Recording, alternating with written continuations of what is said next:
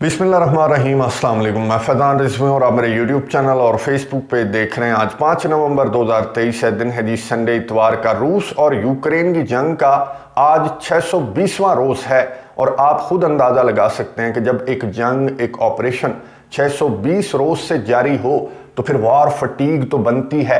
ये बात खुद एडमिट कर ली यूक्रेन के टॉप जनरल ने मीडिया के सामने बैठकर कहा कि हम एक ऐसे पॉइंट पर पहुंच चुके हैं जहां पर ये जंग, हमारा काउंटर ऑफेंसिव एक स्टेलमेट पॉइंट पर पहुंच चुका है, यानी कि ठहराव का पॉइंट है, डेड हो चुकी है ये जंग और हमारा काउंटर ऑफेंसिव। ये बात खुद एडमिट की यूक्रेन के टॉप जनरल ने। टेम्परेचर भी गिर चुका है, यूक्रेन के अंदर मदद इमदाद भी गिर चुकी है और फौजियों का मोराल भी गिर चुका है, लेकिन एक बंदे का मोराल अभी भी हाई है। यूक्रेन के सदर व्लादिमीर ज़ेलेंस्की, जिन्होंने इन तमाम बातों को डिनाई करते हुए कहा कि कोई वॉर फटीग नहीं है, कोई ये जंग स्टेलमेट पॉइंट पर नहीं आई, ये जंग जारी है, हमारा काउंटर ऑफेंसिव जारी है। वजह सिर्फ ये है, यूक्रेन के सदर ने कहा कि अटेंशन डाइवर्ट हुई है, यूक्रेन से अटेंशन इसराइल की तरफ चली गई, तो इसका मतलब ये नहीं है कि ये जंग रुक गई, हमारा काउंटर ऑफेंसिव रुक गया। वो जंग रुकने के बाद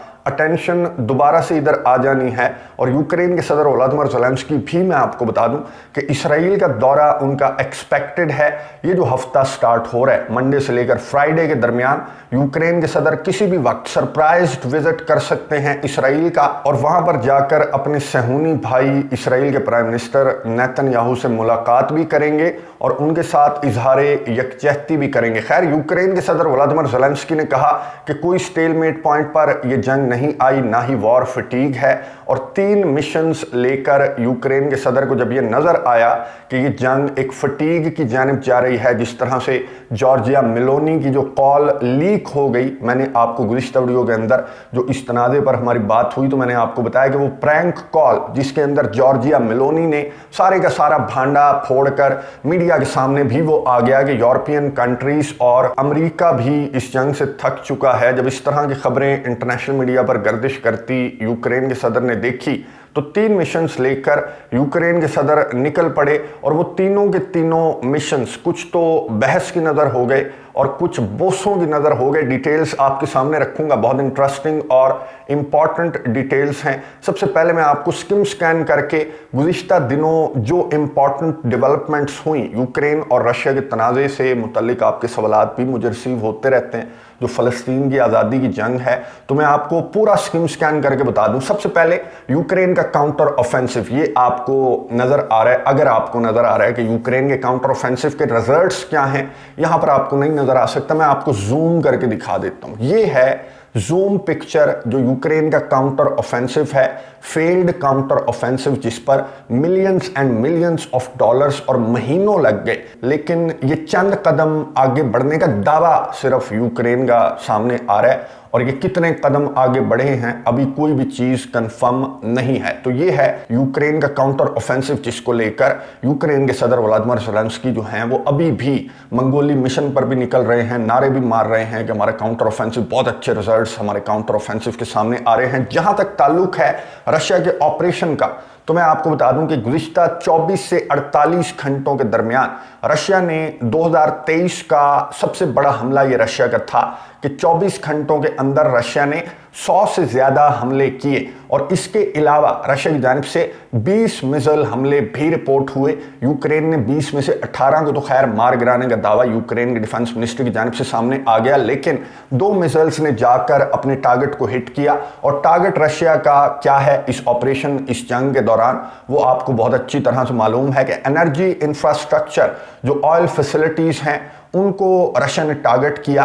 ये जो गुज़िश्ता 24 से 48 घंटों के दौरान जो रशिया के हमले रिपोर्ट हुए, तो रशिया के टारगेट वही है जो इस ऑपरेशन, इस जंग के स्टार्ट से था। गुज़िश्ता सर्दियों में जो टारगेट रशिया का था वो अब भी रशिया का टारगेट है, रशिया के ऑपरेशन का टारगेट है। और मैदान जंग के अंदर जो सबसे ज़्यादा लड़ाई इन दिनों रिपोर्ट होती रही, जब से फ़लस्तीन की आज़ादी की जंग स्टार्ट हुई तब से लेकर आज तक, ये जो इलाका आपको नज़र आ रहा है, ये डोनेट्स्क रीजन के अंदर ये इलाका है, इसको कहा जाता है अवाडीवका। अवाडीवका के अंदर शदीद किस्म की लड़ाई रशिया और यूक्रेन की फ़ौजों के दरमियान गुज़िश्ता कई हफ्तों से रिपोर्ट हो रही है। बखमुत जैसी लड़ाई आपको मालूम है, लेकिन रशिया तो अफोर्ड करता है। रशिया का अपना असलहा है, अपनी इंडस्ट्री है, अपने फौजी हैं। मांगे तांगे का रशिया का कुछ भी नहीं है और यहाँ पर सब कुछ मांगे तांगे का है। और वो जो मांग तांग का मिशन था वो डिस्टर्ब हो गया यूक्रेन के सदर का। इसराइल और फ़लस्तीन के दरमियान जब से जंग स्टार्ट हुई तो आपको मालूम है कि अमेरिका और यूरोपियन यूनियन, स्पेशली अमेरिका जो एटीएम मशीन यूक्रेन के लिए बना रहा, उसका फोकस, उसकी अटेंशन टुवर्ड्स इसराइल आजकल लग चुकी है। तो यहाँ पर यूक्रेन के सदर व्लादिमीर ज़ेलेंस्की, ये जो जंग चल रही है अवडीवका के अंदर, इसको अब यूक्रेन के सदर अफोर्ड नहीं करते। यूक्रेन के सदर को चाहिए पैसा और असलहा। पैसा कहाँ से आएगा? पैसा आएगा अमेरिका से, अमेरिका की कांग्रेस से। और अमेरिका की कांग्रेस ने गुज़िश्ता दिनों जो 2 बिल पेश किए थे, अमेरिका के सदर जो बाइडन ने, व्हाइट हाउस ने कांग्रेस के सामने 2 बिल रखे थे। एक बिल था इसराइल की मदद इमदाद का और दूसरा जो मोटा तगड़ा बिल था वो था यूक्रेन और ताइवान की मदद इमदाद का, जिसमें से यूएस कांग्रेस ने इसराइल की मदद इमदाद का जो 14.3 बिलियन डॉलर्स का बिल है उसको तो पास कर दिया, लेकिन यूक्रेन और ताइवान का जो बिल है उसको कांग्रेस ने अप्रूव नहीं किया। और ये बहुत ज़रूरी था। ये जो अवडीवका जैसी जंगें हैं ये लड़ने के लिए यूक्रेन को ये पैसे बहुत ज़्यादा ज़रूरत थे, लेकिन यहाँ से पैसा कोई नहीं मिला। यूरोपियन यूनियन की जो हालत है वो तो जॉर्जिया मेलोनी की कॉल से ही वाज़े हो गई कि यूरोपियन यूनियन हाथ खड़े कर चुके हैं। जो यूरोपियन यूनियन के कंट्रीज़ हैं तो वहाँ तो यूक्रेन के सदर व्लादिमीर ज़ेलेंस्की अपना कशकोल भी नहीं लेकर जा सकते। तो एक ही ऑप्शन बच गया यूक्रेन के सदर व्लादिमीर ज़ेलेंस्की के पास, पीस समिट। यूक्रेन के सदर व्लादिमीर ज़ेलेंस्की का पीस फार्मूला,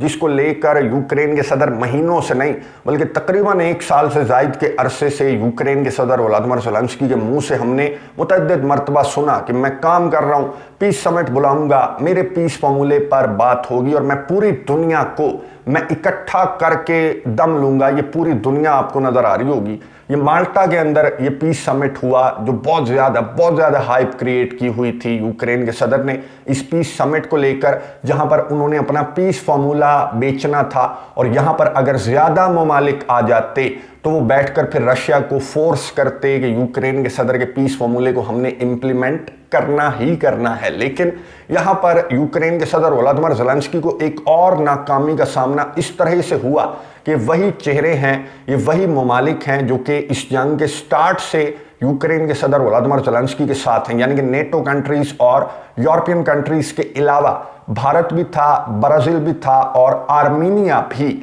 इस समिट के अंदर शरीक हुआ। टोटल मिलाकर 65 कंट्रीज़ जो हैं वो इस पीस समिट के अंदर शरीक हुए और 65 कंट्रीज़ कुछ भी नहीं हैं, यानी कि 190 से ज़्यादा कंट्रीज़ हैं यूएन के जो मेंबर्स हैं और उनमें से 65 कंट्रीज़ का यहाँ पर आना ये एक बहुत बड़ी सुबकी था यूक्रेन के सदर व्लादिमीर ज़ेलेंस्की के लिए। और बहाने क्या बनाए इन्होंने कि भाई फोकस सारा इसराइल की तरफ है, फ़लस्तीन की तरफ है, इसलिए हमारे पीस समिट के अंदर इतने कंट्रीज़ नहीं आए जितने कंट्रीज़ हम एक्सपेक्ट कर रहे थे।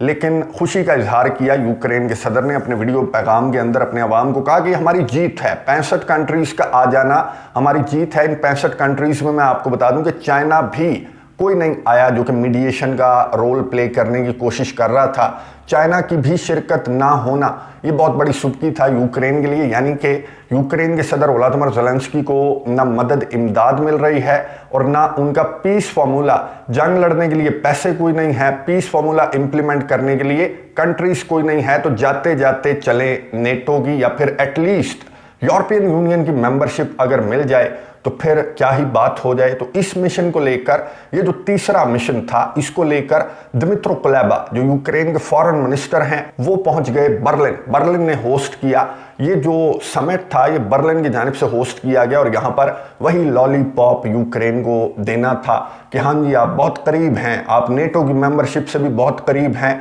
आप यूरोपियन यूनियन की मेंबरशिप के भी बहुत करीब हैं। लेकिन इन टॉपिक्स पर क्या बात होती कि वहाँ पर बोसे लेना स्टार्ट कर दिए। क्रोएशिया के फॉरेन मिनिस्टर ने जर्मन फॉरेन मिनिस्टर का बोसा ले लिया, एक्सीडेंटली लिया या फिर जो भी रीज़न थी, बहरहाल ये जो सारे का सारा समिट था इसको हाईजैक कर लिया। जो बोसे वाली कहानी हुई इसने हाईजैक कर लिया पूरे के पूरे समिट को और यूक्रेन को क्या मिला क्या नहीं मिला वो कहानी तो रह गई पीछे। ये जो वीडियो है ये सोशल मीडिया के ऊपर गर्दिश करती रही कि क्रोएशिया के 65 साल के फॉरेन मिनिस्टर ने, जो जर्मन फॉरेन मिनिस्टर हैं, 40-42 साल इनकी उम्र है, इनका बोसा ले लिया और इन्हें माफ़ी मांगनी चाहिए, और माफ़ी भी मांगी। जो क्रोएशिया के फॉरेन मिनिस्टर हैं उन्होंने माफ़ी भी मांग ली, लेकिन ये कहते हुए माफ़ी मांगी कि एक एक्सीडेंट था, इसको एवें तेवें हाइप क्रिएट करके सोशल मीडिया के ऊपर फैलाना ये भी रशिया की साजिश। शुक्र है इन्होंने नहीं कहा, वरना यूक्रेन के सदर व्लादिमीर ज़ेलेंस्की ने तो फ़लस्तीन जंग को भी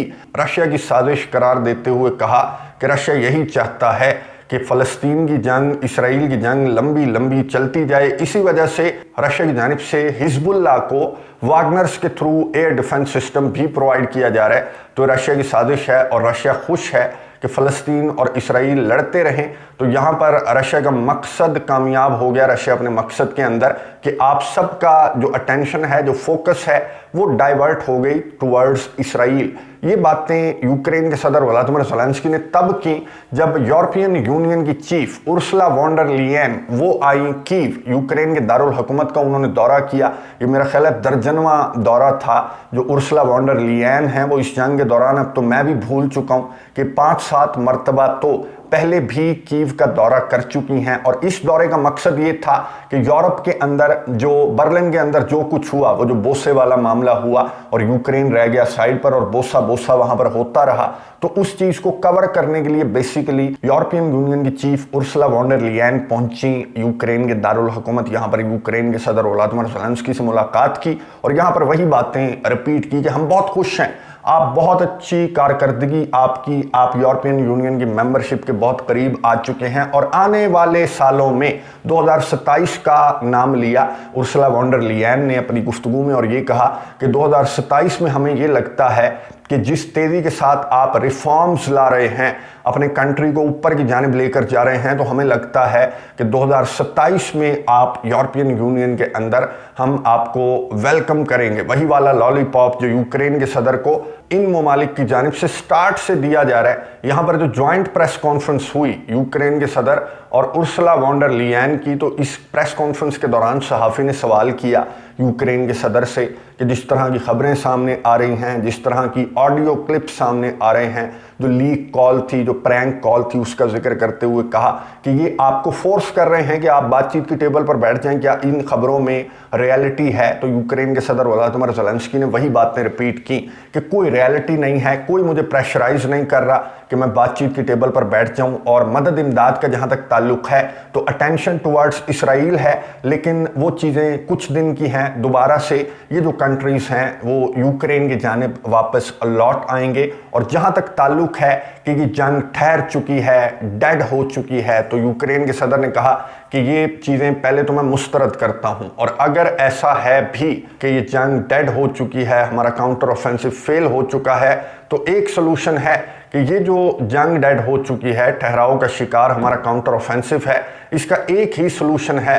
और वो सोल्यूशन यूक्रेन के सदर व्लादिमीर ज़ेलेंस्की ने कहा कि असलहा, गोला बारूद, लड़ाका तैयारे, F-16, जब उधर से अटेंशन डाइवर्ट है जहाँ पर, वहाँ से जब अटेंशन वापस आएगी तो ये जो चीज़ें, ये जो आपकी शिकायत हैं वो भी दूर हो जाएंगी। यानी कि ये बंदा अपनी हरकतों से अभी तक बाज नहीं आया, हालांकि इसको चारों साइड्स पर नज़र आ गया। जो जॉर्जिया मेलोनी की कॉल लीक हुई उसके बाद तो जवाब ही नहीं बनता कि आप अपना कशकोल निकाल कर, और जिस तरह से यूएस कांग्रेस ने आपका बिल फेंक दिया साइड पर और इसराइल को इमदाद दे दी, और यूक्रेन से थक चुके हैं जो यूरोपियन कंट्रीज़ हैं, अमेरिका है, ये यूक्रेन से थक चुके हैं। लेकिन यूक्रेन के सदर को ये बात पता है, लेकिन यूक्रेन के सदर जाएं तो जाएं कहाँ? यूक्रेन के सदर का पीस फार्मूला भी नहीं बिक रहा, यूक्रेन के सदर का जो काउंटर ऑफेंसिव है वो भी नहीं बिक रहा, यूक्रेन के सदर को इमदाद भी कोई नहीं मिल रही, और यूक्रेन के सदर को सुर्खियां भी नहीं, आजकल तो सुर्खियों में भी यूक्रेन के सदर नहीं है,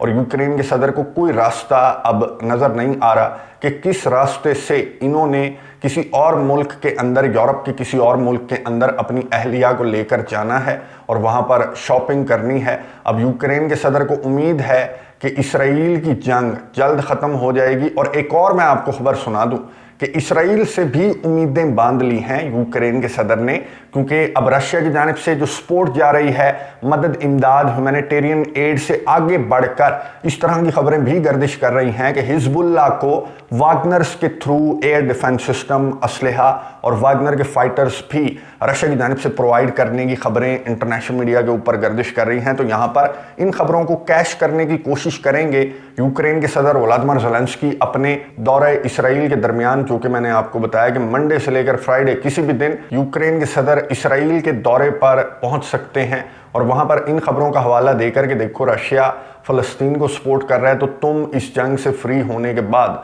अपनी जो आयरन डोम है वो एटलीस्ट मुझे दे देना। इस तरह की बातें अगर इसराइल के दौरे के दौरान यूक्रेन के सदर व्लादिमीर ज़ेलेंस्की की जानिब से की जाती हैं, अभी तो नहीं करेंगे लेकिन इनके जहन में ये चीज़ें चल ज़रूर रही हैं। नेक्स्ट वीडियो के अंदर जो फ़लस्तीन की आज़ादी की जंग है उसका आज 30वां रोज़ है, डिटेल के साथ 30वें रोज़ पर नेक्स्ट वीडियो के अंदर बात कर लेंगे। अगली वीडियो तक के लिए इजाज़त दीजिए। अल्लाह हाफ़िज़।